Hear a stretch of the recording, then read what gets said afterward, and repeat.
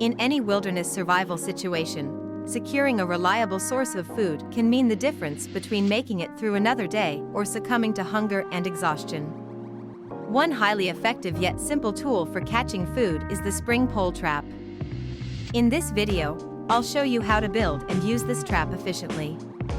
Not only is it versatile, but with some basic knowledge and resources, you can construct one to catch small game, significantly increasing your chances of survival.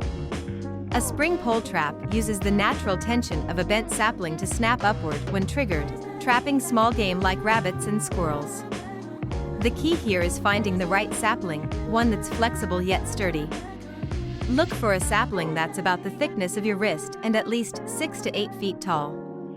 You'll need a few basic materials: a strong cord or natural vine. Paracord works great if you have it, a trigger mechanism carved from sticks, and bait.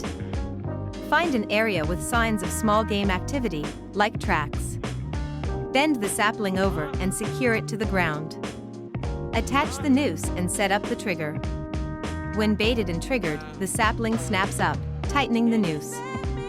To recap, choose a flexible sapling, set up a solid trigger mechanism, and position the trap in an active animal path. Regularly check your trap to increase effectiveness. Practice building these traps to be ready for any outdoor challenge, and stay prepared.